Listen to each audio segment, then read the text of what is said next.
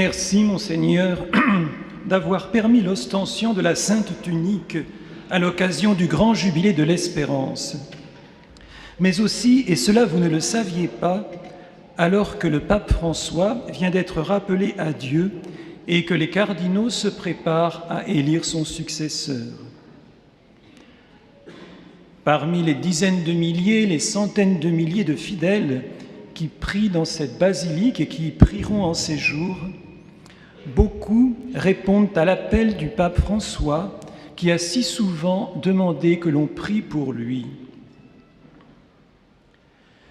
L'Église est une, et il nous revient de manifester cette unité. La Sainte Tunique, qui n'a pas été divisée par les soldats romains au moment de la mort du Christ, l'est depuis. Devant elle, il n'est pas interdit de prier pour que l'unité de l'Église soit toujours plus manifeste, pour l'unité du collège des cardinaux au cours de l'élection, pour l'unité de tous autour du prochain pape. Merci aussi, cher monsieur l'abbé Cario, de m'avoir invité à nouveau. Je suis un peu un habitué de la maison, puisqu'il y a 9 ans, j'ai eu l'occasion de célébrer la messe en ce lieu, en cette même fête de la Divine Miséricorde. La Sainte Tunique connaît bien les bénédictins qui l'ont gardée pendant 1000 ans. Revenons aux lectures de ce dimanche. Les portes étaient verrouillées, Jésus vint. Quelle surprise!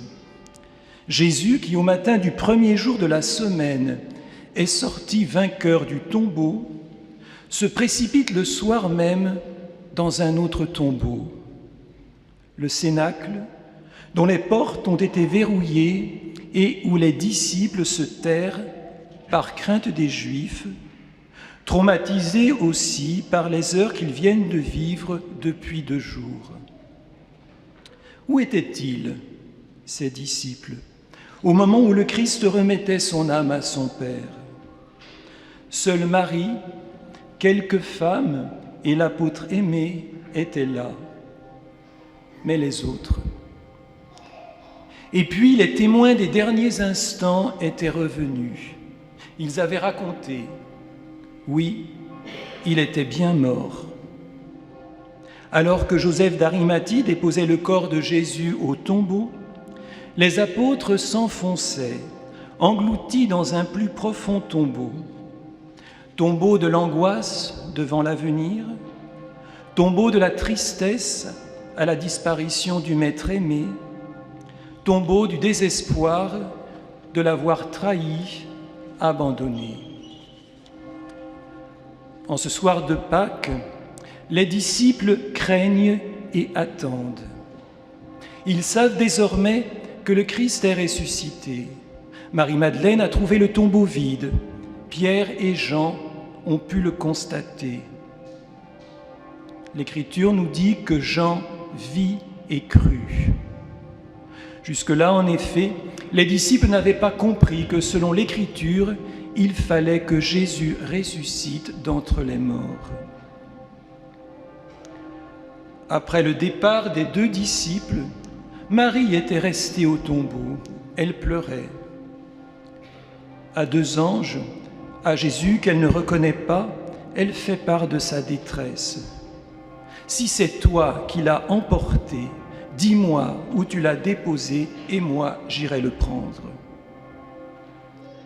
Alors, comme il l'avait fait pour son frère Lazare, Jésus tire Marie du tombeau de sa tristesse en l'appelant par son nom, Marie. Il la tire aussi du désir de garder ce corps qu'elle cherchait désespérément et lui confie une mission. « Va trouver mes frères pour leur dire que je monte vers mon Père et votre Père, vers mon Dieu et votre Dieu. » Marie peut alors annoncer « J'ai vu le Seigneur ». Pourtant, en ce soir de Pâques, le Cénacle, ce lieu où le Seigneur avait lavé les pieds de ses disciples, ce lieu où il avait institué l'Eucharistie et où il avait confié à ses apôtres une mission, « Faites cela en mémoire de moi », cette chambre haute est devenue le tombeau des espérances déçues. Mais voici que Jésus est là, au milieu de ses disciples, et qu'il s'adresse à eux. « Pax vobis » paix à vous, paix du corps, paix du cœur, paix de l'âme. Ses mains et son côté l'attestent, c'est le Seigneur. Les cœurs sortent du sommeil et la joie les remplit. Jésus redit, « La paix soit avec vous. De même que le Père m'a envoyé, moi aussi je vous envoie. Recevez l'Esprit Saint. À qui vous remettrez ses péchés, ils seront remis. À qui vous maintiendrez ses péchés, ils seront maintenus. » Une nouvelle fois, le Cénacle devient le lieu d'un envoi en mission et le lieu de l'institution d'un sacrement, le sacrement de pénitence. Lors de cette première visite, Thomas était absent. À son retour, il entend le récit de la visite du Seigneur et choisit de demeurer dans le tombeau du refus de la lumière, le tombeau de l'incrédulité. Si je ne vois pas dans ses mains la marque des clous, si je ne mets pas dans mon doigt dans la marque des clous, si je ne mets pas la main dans son côté, non, je ne croirai pas. Thomas, n'est-ce pas un peu chacun d'entre nous? Il pose les questions que nous aimerions poser. Lors de discours après la scène, souvenez-vous, alors que le Seigneur invite ses apôtres à le suivre, il s'étonne. « Seigneur, nous ne savons pas où tu vas. Comment pourrions-nous savoir le chemin ?» Et Jésus lui répond, « Moi, je suis le chemin, la vérité et la vie. Personne ne va vers le Père sans passer par moi. » 8 jours après la première visite du Seigneur, les portes du Cénacle sont toujours verrouillées. On ne sort pas si facilement de ces tombeaux. Le Seigneur vient à nouveau. Pour la 3e fois, Jésus dit à ses disciples, « La paix soit avec vous. » Après avoir exaucé le vœu de Thomas, il obtient du disciple incrédule la plus simple et complète des professions de foi. « Mon Seigneur et mon Dieu ». Non seulement Thomas reconnaît son Seigneur, celui avec qui il a cheminé durant 3 ans en Galilée et à Jérusalem, mais surtout il confesse qu'il est son Dieu. N'est-ce pas ce que nous venons aussi d'entendre dans l'Épître ? Qui donc est vainqueur du monde? N'est-ce pas celui qui croit que Jésus est le Fils de Dieu? Dans sa confession, Thomas vient de vaincre le mal qui le rongeait, l'incrédulité. Visitant nos tombeaux, Jésus en fait des lieux de résurrection, des lieux de paix et de joie, des lieux d'espérance. Parce que tu m'as vu, tu crois. Heureux ceux qui croient sans avoir vu. Dans ces derniers mots, le Seigneur s'adresse à chacun d'entre nous. Allons-nous donc le laisser visiter nos tombeaux? Laisserons-nous celui qui s'est revêtu de notre tunique de misère et qui l'a baigné de son sang nous revêtir de la tunique de gloire qu'il nous offre? La sainte tunique témoigne de la passion du Christ, de cet amour jusqu'au bout.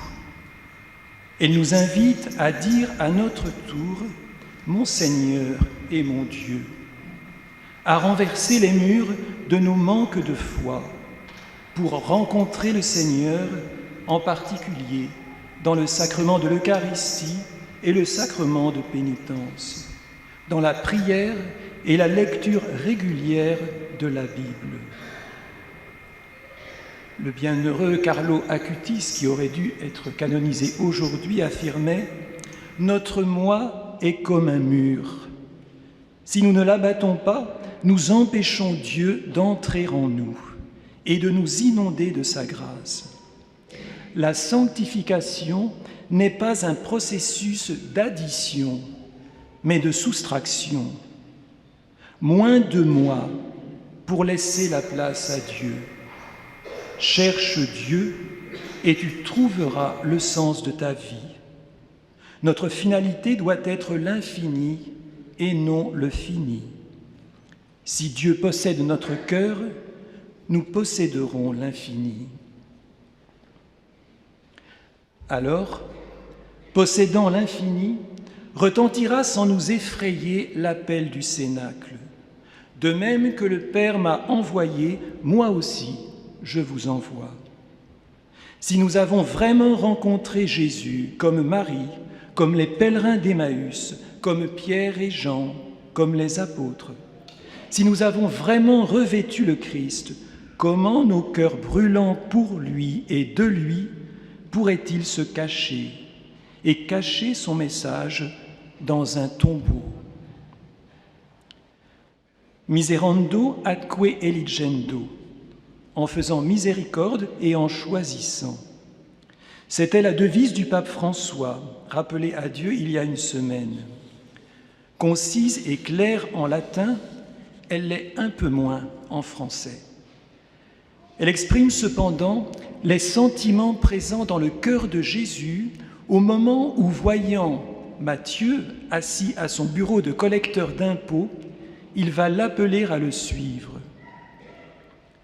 Alors que le pape jésuite n'a jamais caché sa volonté de porter le Christ aux périphéries du monde, sa devise concerne simplement le cœur, l'intime de chaque chrétien, ce lieu où prend naissance le regard intérieur posé sur l'autre, sur cet autre, qui avant d'être aimé et choisi comme objet de ma propre attention, a déjà été aimé et choisi par Dieu. Cette devise particulièrement exigeante invite à demander la grâce de regarder et d'aimer tout être humain avec le regard et l'amour du Christ sur la croix. Telle est la condition pour vivre sa propre Pâque et pour inviter les autres à vivre la leur. Allez, de toutes les nations, faites des disciples, baptisez-les au nom du Père et du Fils et du Saint-Esprit. Apprenez-leur à observer tout ce que je vous ai commandé. Et moi, je suis avec vous tous les jours jusqu'à la fin du monde. Au fond, la Sainte Tunique tire de nos cœurs et de nos voix un mot, et cela suffit. Maranatha, viens, Seigneur Jésus. Amen, Alléluia.